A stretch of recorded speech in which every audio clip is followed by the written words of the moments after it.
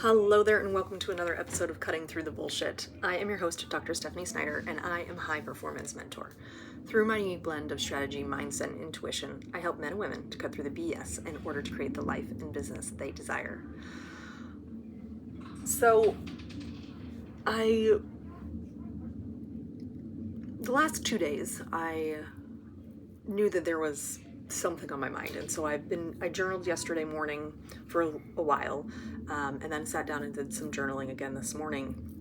And I sat down because I knew that there felt like something that was off, right? It was like I needed to process through something. And generally I will do this on a run, on a swim, on a bike ride, on whatever. But my body was just tired. Tired from the travel that we've done over the last few weeks and everything else. And so I really struggled to even find the motivation to just sit, right? And so running was not an option. But as I was journaling through, I felt myself really start to kick myself, right? Like, why aren't you working out? Why aren't you doing this? Blah, blah, blah, blah, blah. And I kept hearing like the little ego voice of saying, you process things faster when you're moving.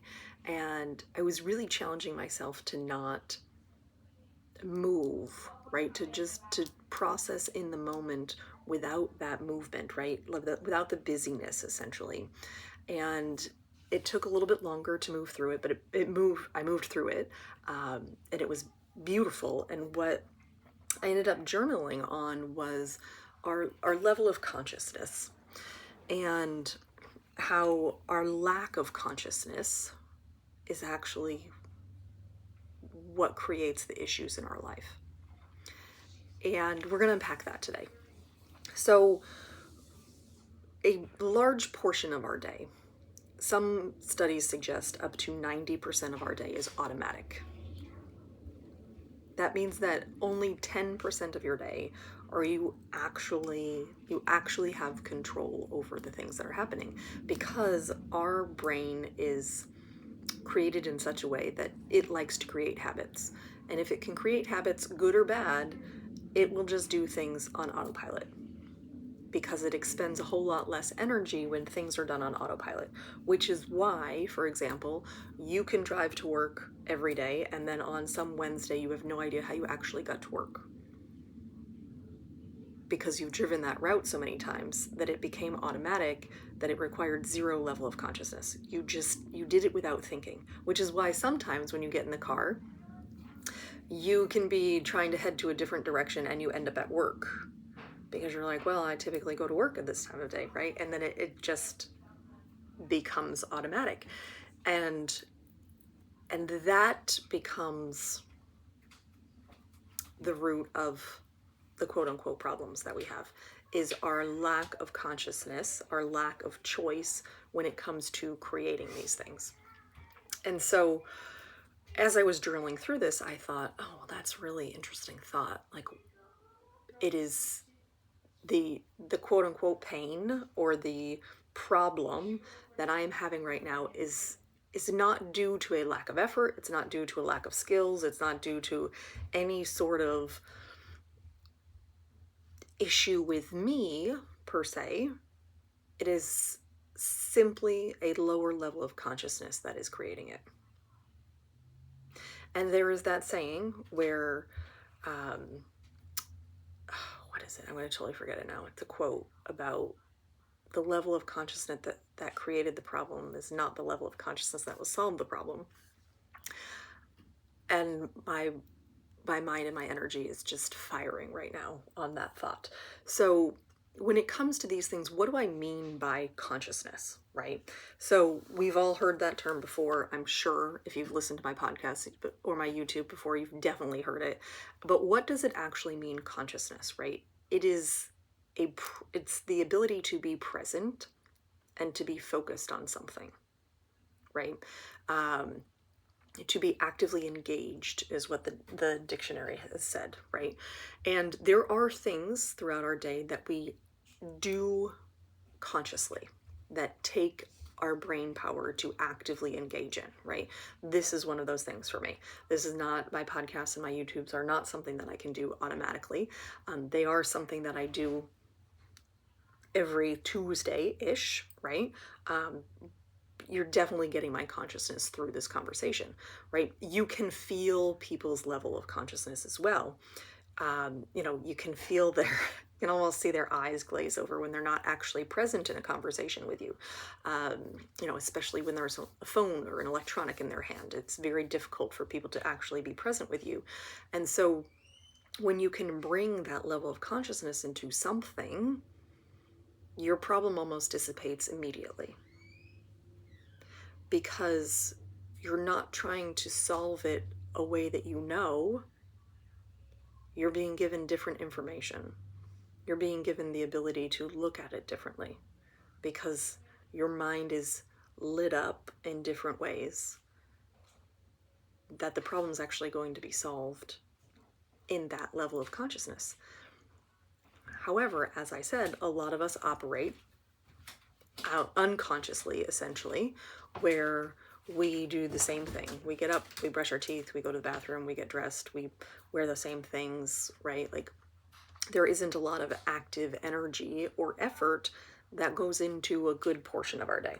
And so it's very easy to create things repeatedly, again and again and again and again, which is why you may hear someone say, well, I'm struggling with this again. I don't understand why I'm struggling with it again.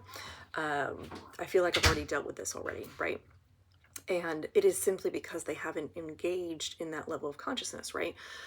For instance, if somebody wants to lose weight or change their money habits, the best thing that you can do is to write those things down for a week.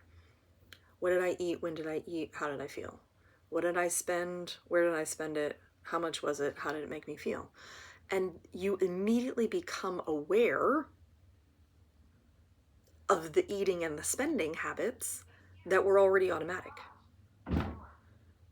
And it almost immediately changes the situation because of your level of awareness.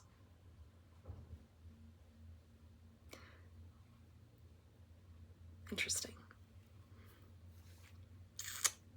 I like it so far. All right, so when it comes to this, why does it all matter?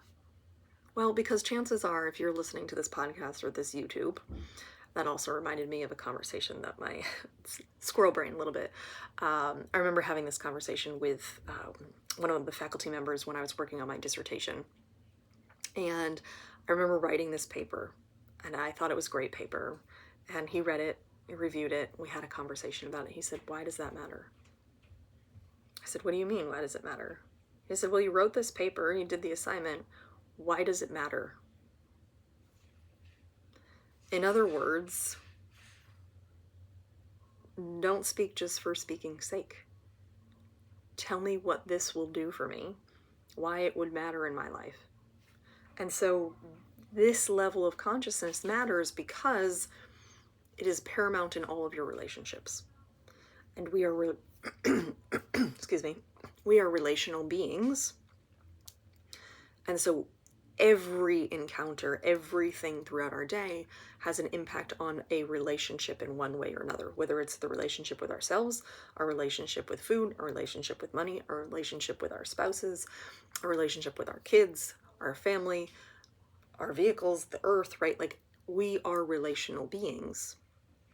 And when relationships become automatic, that's where things start to fall apart. That's where things move without much thought, without much effort. And it's not that relationships fall apart overnight. It's that it was a little thing that was lost along the way. It was one thing that became less conscious. It was one thing that became less important, less of a priority, less intentional, that caused the downfall of all of these things, right? I have one of our business partners recently went through a divorce, and when he was first telling me about it, he said, it just one night she went to her parents' house and she didn't come back, and then it just was downhill from there. And knowing what I know, I did keep my mouth shut, but I thought, that didn't happen overnight. There were little signs along the way that you didn't necessarily pick up on. And I was just reflecting on this. One of the houses that we looked at a couple weeks ago was gross. I mean, gross. And when I walked out and I was talking with the other realtors,